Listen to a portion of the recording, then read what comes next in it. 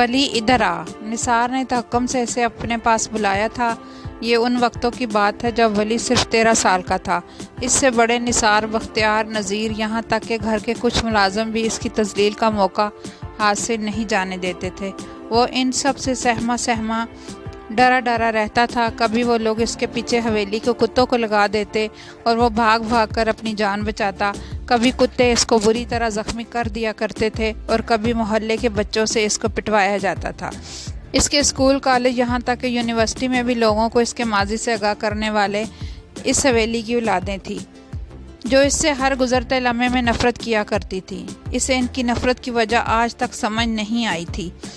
لوگ اسے مکروہ گردانتے تھے اور اس سے فرار چاہتے تھے۔ اسے اس بات کی سمجھ اتنی چھوٹی عمر میں آ بھی کیسے سکتی تھی، مگر اسے اس بات کا اندازہ تھا جو بھی اس سے اس کے باپ کا نام پوچھتا تو پوچھنے والے کے چہرے پر عجیب قسم کی کمینگی پھیلی ہوتی۔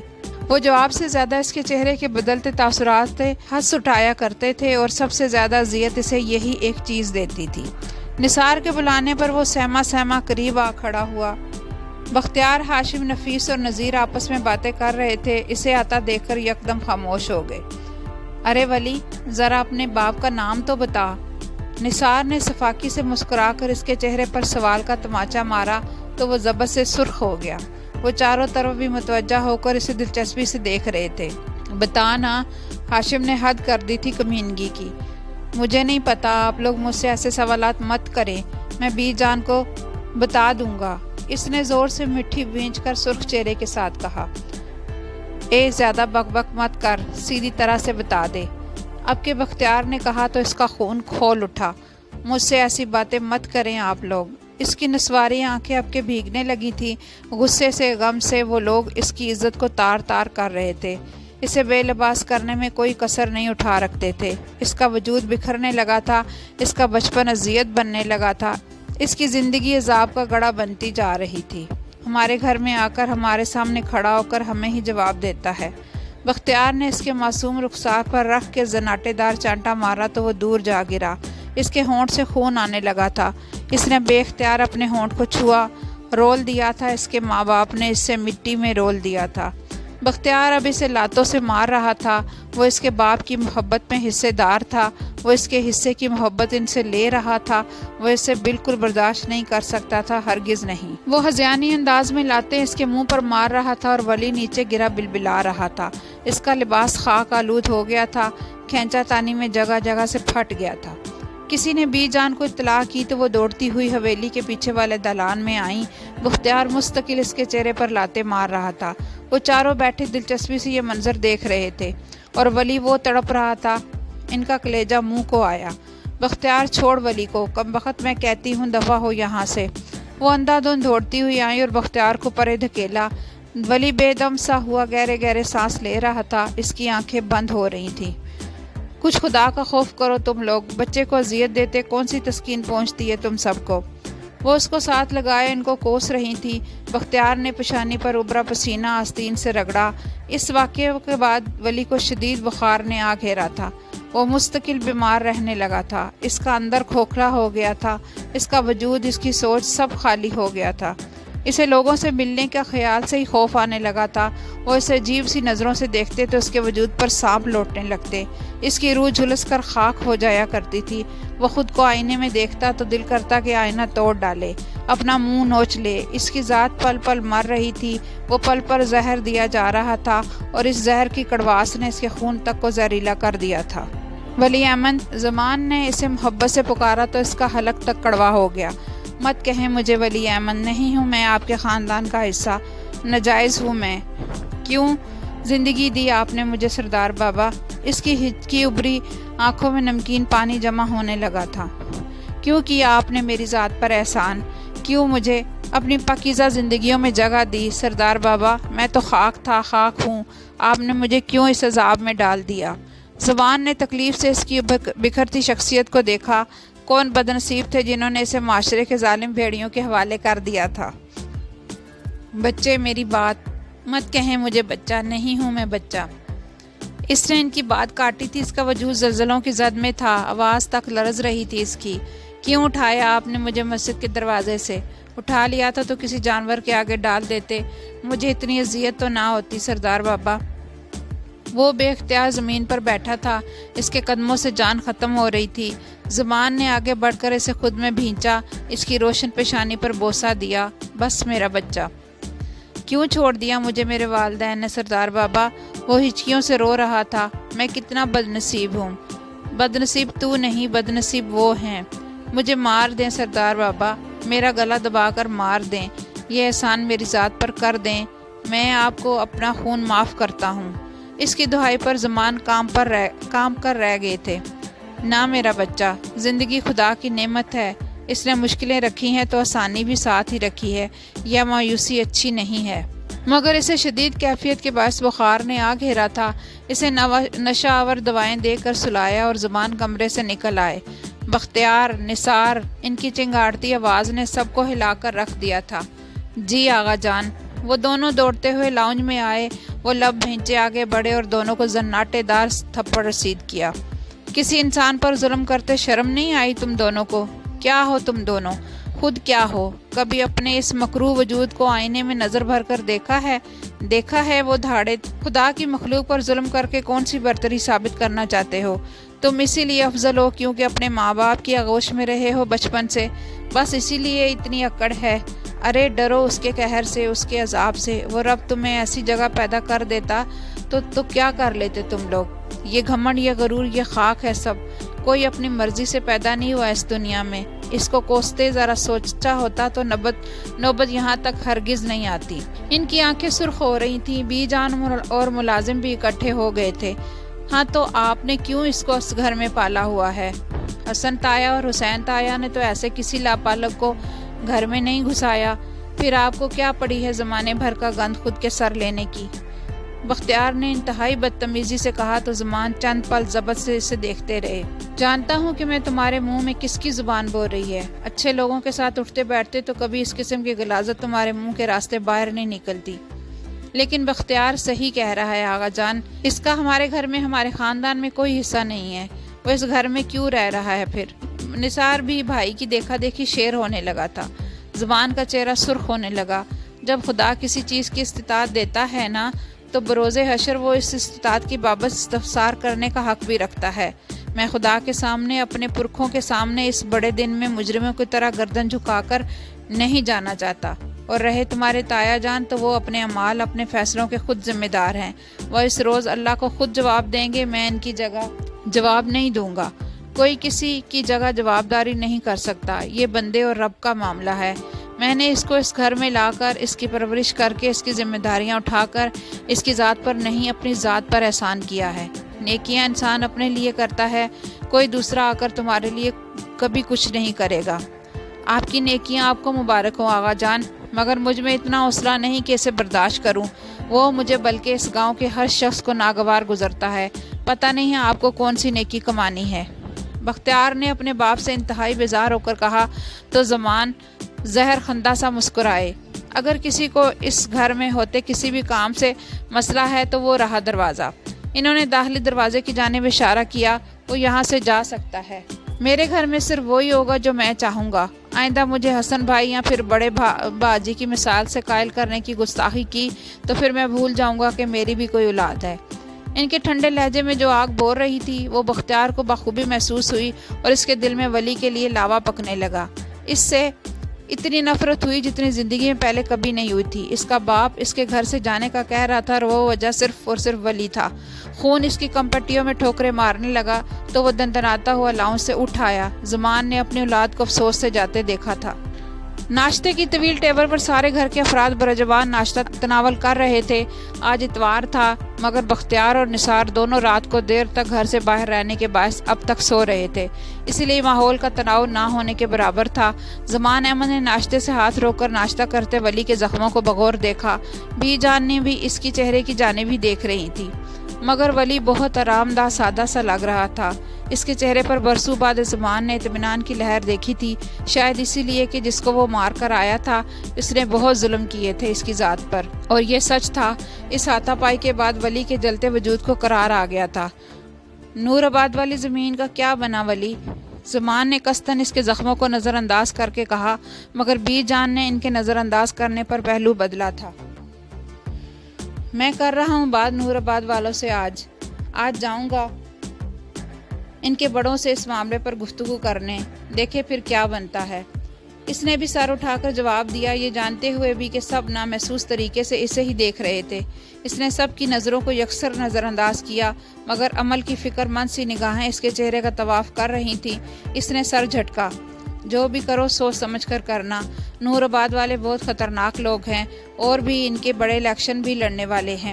اس سارے عرصے میں کسی بھی قسم کے اسکینڈل کو اوائڈ کرنے کی بھرپور کوشش کریں گے، وہ تم دھیان رکھنا۔ جانتا ہوں آغا جان، اس مسئلے کو بعد سے حل کر لیا جائے تو ہی بہتر ہے۔ خواہ بات بڑی تو قصہ عدالت تک جائے گا، جو ان کی سیاسی ساکھ کے لیے بالکل مناسب نہیں۔ مگر ولی، مجھے نہیں لگتا کہ یہ مسئلہ عدالت کے بغیر حل ہوگا، وہ لوگ اتنی آسانی سے ماننے والے ہیں نہیں۔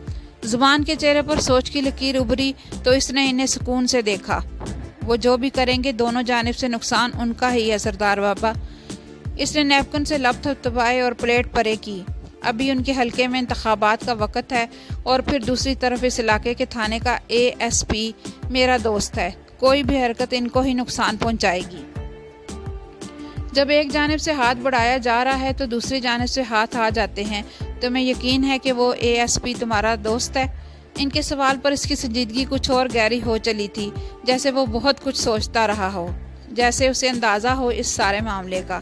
اس دور میں کون دوست ہوتا ہے آغا جان؟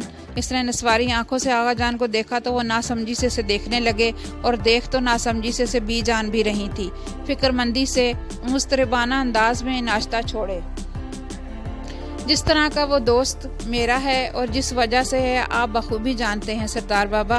یہاں ہر ایک کو قابو کرنے کی ایک خاص تکنیک ہے، اور ویسے بھی ان پولیس والوں کی تو اپنی زندگیاں اتنی آلودہ ہوتی ہیں، یہ کیا معاملات کو مزید الجھائیں گے۔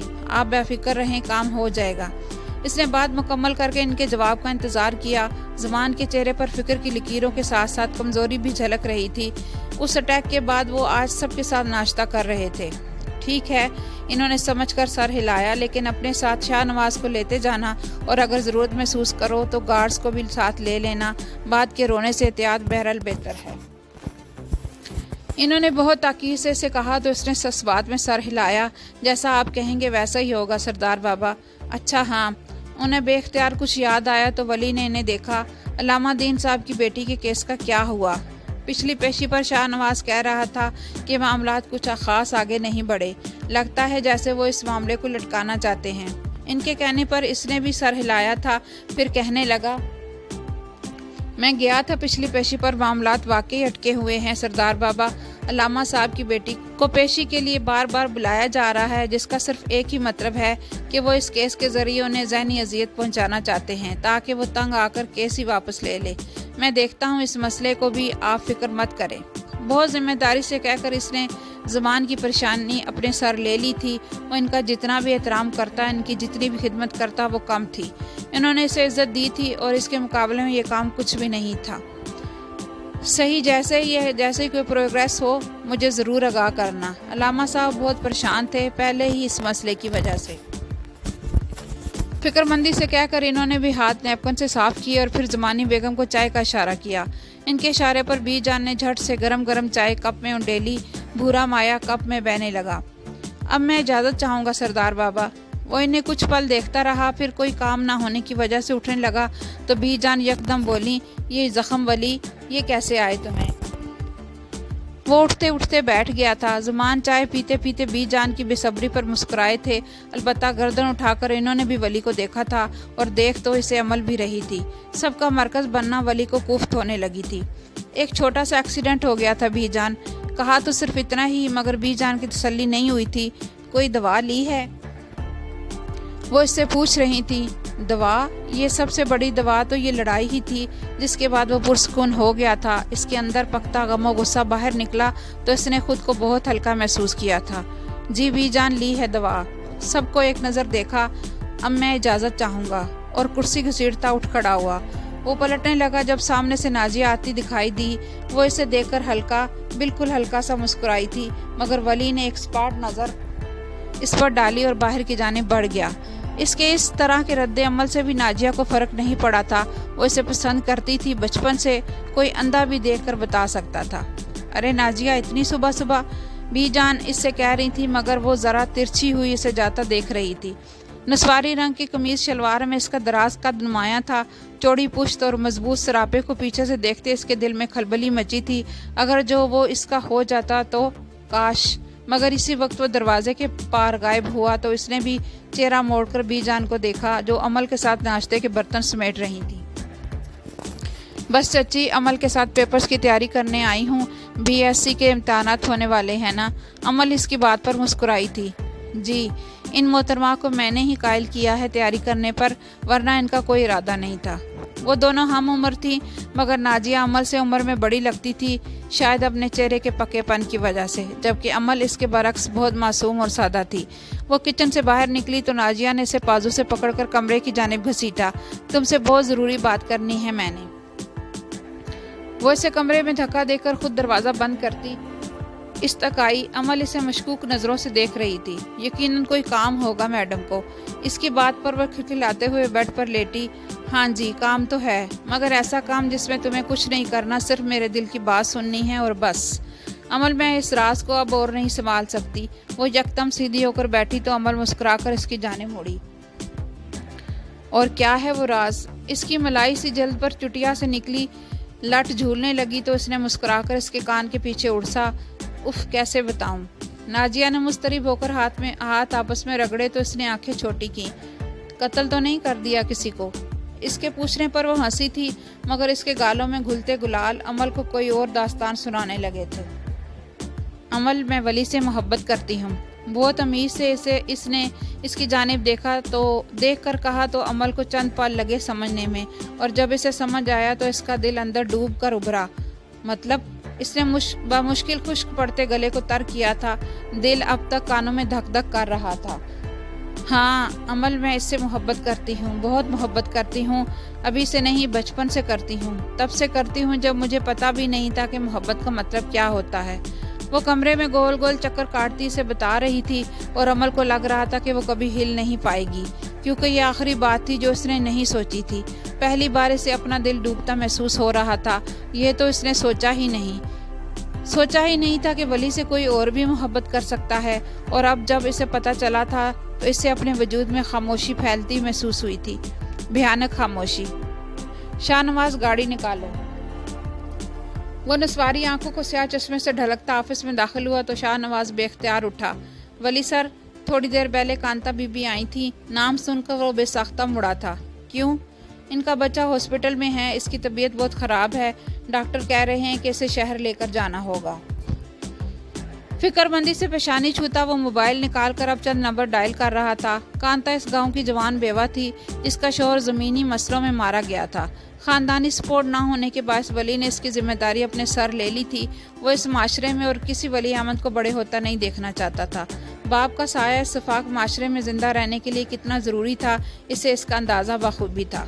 فیصل، کانتا بی بی کے گھر گاڑی لے کر جاؤ اور انہیں شہر کے ہاسپٹل پہنچاؤ، میں فارغ ہو کر وہاں آتا ہوں، اور کوئی ایک ان کا بیمار بیٹا ہے۔ اس نے فون رکھ کر شاہ نواز کی جانب دیکھا، وہ دروازے میں اس کا انتظار کر رہا تھا۔ نور آباد والوں کو آگاہ کر دیا تھا۔ اس نے کندھے پر ڈالی سیاہ شال درست کرتے ہوئے اسے پوچھا۔ وہ ساتھ چلتا بتانے لگا، جی سر، بتا دیا تھا، وہ آپ کا انتظار کر رہے ہوں گے، کوشش کیجئے گا سر کہ بات کے ذریعے ہی سمٹ جائے۔ جانتا ہوں، خیر یہ اتنی بھیڑ کیوں اکٹھی کر رکھی ہے تم نے؟ اس نے گاڑی میں بیٹھتے باہر کھڑے گارڈز کو دیکھ کر پوچھا تو شاہ نواز ایگنیشن میں چابی گھماتا بتانے لگا، یہ سردار بابا کا حکم تھا ولی سر۔ اس نے ایک پل کے لیے بیک ویو مرر میں اسے دیکھا تو اس نے گہرا سانس لے کر اسبات میں سر ہلایا اور اسے چلنے کا اشارہ کیا۔ وہ نور آباد میں داخل ہوا تو پورے گاؤں میں ہلچل سی مچ گئی۔ لوگ اپنے اپنے کچے گھروں سے باہر نکل کر اس لاؤ لشکر کو دیکھ رہے تھے جو ولی کی گاڑی کے پیچھے سینکڑوں گاڑیوں میں چلا آ رہا تھا۔ اس نے سپاٹ نظروں سے گاؤں کے مکینوں کو دیکھا اور گاڑی رکنے پر دروازہ کھول کر باہر نکل آیا۔ بڑی سی اونچی حویلی کے باہر اس کے استقبال کو بہت سے ملازم تھے۔ اس نے سر اسبات میں ہلایا اور ان کی میت میں چلتا حویلی کے اندر داخل ہوا۔ رتبے اور عمارت میں وہ زمان احمد کہ خاندان سے کہیں پیچھے تھے، مگر شاید اپنی دھاک انہوں نے جانے لے کر قائم کر رکھی تھی۔ اس کے پیچھے اس کے سارے گارڈز تھے۔ بیٹھک کے باہر سب گارڈز کو اندر جانے سے روکا گیا تو اس نے سر کے اشارے سے انہیں اجازت دی۔ البتہ شاہ نواز اس کے ساتھ ہی اندر داخل ہوا تھا۔ گاؤں کے وڈیرے ارباز شاہ گھنی مونچھوں کو تاؤ دیتا اسے سرد نگاہوں سے دیکھ رہا تھا۔ اس کے آس پاس گاؤں کے بہت سے نامور لوگ بھی بیٹھے تھے جو ہر پنچایت میں شاید اہم جانے جاتے تھے۔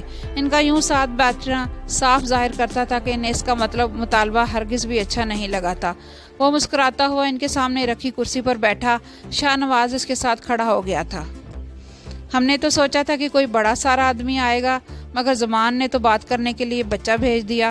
اس کی کم عمری پر چوٹ کرتا وہ سیدھا ہوا تو ولی کی مسکراہٹ گہری ہوئی۔ شاہ صاحب آپ پر زیادہ بوجھ نہ پڑے، اسی کا خیال کرتے انہوں نے آپ کے پاس بچہ بھیجا ہے۔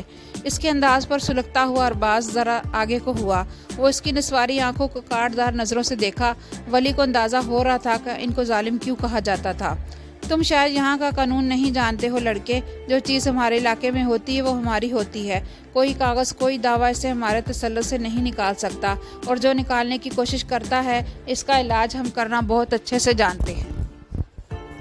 اس نے مسکرا کر کونیوں کو گھٹنوں پر ٹکایا اور ہتھیلیاں باہم ملائیں، پھر ارباز شاہ کی آنکھوں میں بے خوفی سے دیکھا۔ جو علاج آپ کرتے ہیں اس علاج سے بخوبی واقف ہیں ہم، مگر جو علاج ہم کرتے ہیں کیا اس کو جاننے کی زحمت کی ہے آپ نے؟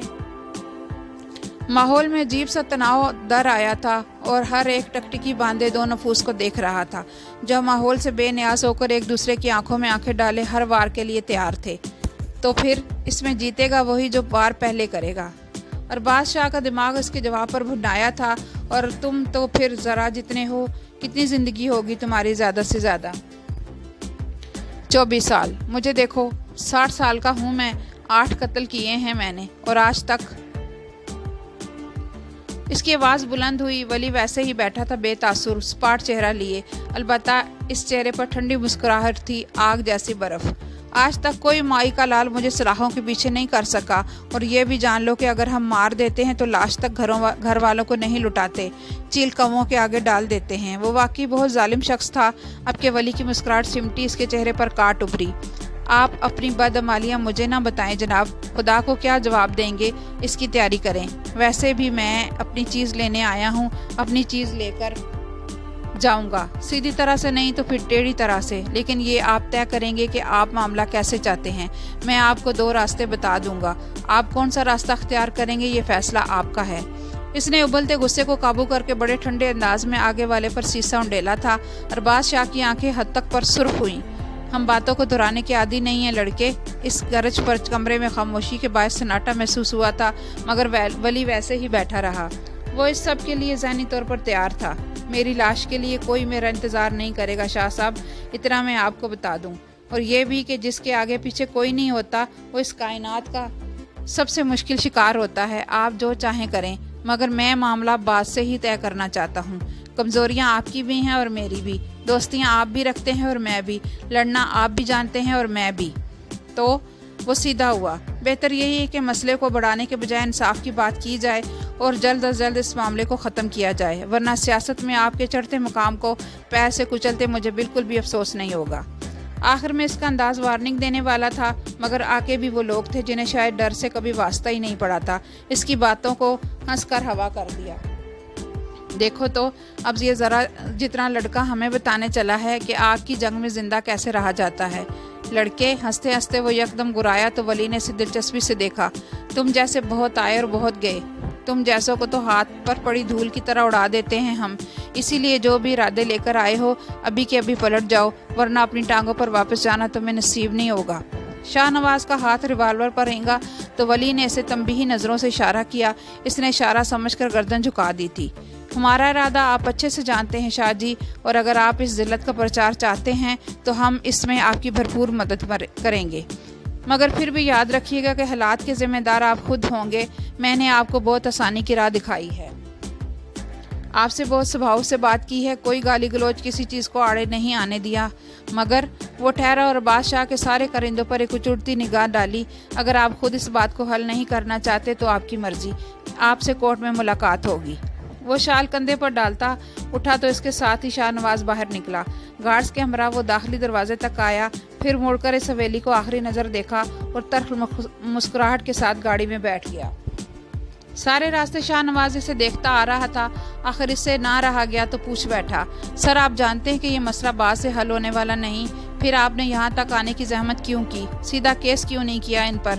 इसने इसके सवाल पर खिड़की से गर्दन मोड़कर पीछे झांकते शीशे की जानिब देखा। मैं देखना चाहता था कि ये लोग कितने पानी में हैं, हमारे जैसे हैं या फिर हमसे ज़रा कम। पैसे में तो वाकई हमारे मुकाबले पर नहीं, मगर ताल्लुकात में जानदार हैं ये लोग। मैं बस यही देखना चाहता था कि कितने मजबूत हैं, क्या हिसाब किताब है, ताकि फिर अदालती हमला भी इसी नोयत का हो। आपको क्या लगता है अदालत से मान जाएंगे ये लोग? अच्छी खासी उल्टी खोपड़ी के हैं। इसकी बात पर वली ने सोचती नजरें खिड़की जानिब फेरी, फिर गहरा सांस लेकर गोया हुआ। कानून का डंडा बहुत सख्त होता है शाहनवाज, ये सजाएं क्यों रखी गई हैं नूराबाद जैसे टेढ़े लोगों के लिए। ना मानकर अपना नुकसान है, मेरा कुछ नहीं, हमारा केस हर लिहाज से मजबूत है। शाहनवाज ने समझकर गर्दन हिलाई, मगर इसे अभी भी एक बात तंग कर रही थी, जैसे ये काफ़ी नहीं था, एक केस कर देना कुछ भी नहीं था। सर अगर इन्हें इस केस से फ़र्क ना पड़ा तो फिर जितनी कमज़ोरियाँ इसने इस सारे अरसे में कत्ल करके इकट्ठी की हैं, हम इसे इन कमज़ोरियों से खींचकर खूंटे से बांध देंगे। इंसान जितना बाअसर होता है ना शाहनवाज, अंदर से इतना ही अपनी गलतकारियों और कमज़ोरियों के जाल में जकड़ा होता है। अगर तुम्हारे हाथ में कोई सीधी तरह ना आए तो तुम इसकी गर्दन में रोड़ कर इसे काबू करना। और कुछ पॉइंट्स तो ऐसे होते हैं कि जिन पर हाथ रखने के बाद इंसान सांस भी नहीं ले सकता। हमें बस इन हसास जगहों का इल्म रखना चाहिए, बंदा अपने आप काबू आ जाता है। वो वैसे ही खिड़की से बाहर देखता बोल रहा था। शाहनवाज ने समझकर सर हिलाया, और हाँ, गाड़ी हॉस्पिटल की जानिब मोड़ो, मुझे कांता बीबी के बेटे को देखना है। याद आने पर इसने कहा तो शाहनवाज ने तामील करते हुए गाड़ी अस्पताल को जाते रास्ते पर डाल दी। जिंदगी के चंद दिन यूं ही दबे पांव गुजर गए थे। जाती गर्मियों ने सर्दियों को तोहफा पेश किया और अपना झुलस्ता आंचल समेट कर अपनी मुतय्यन सिमत रवाना हुई। अवाइल सर्दियों में भी गांव के खुले मैदान और पहाड़ी इलाके के बायस सर्दी का जोर शदीद था।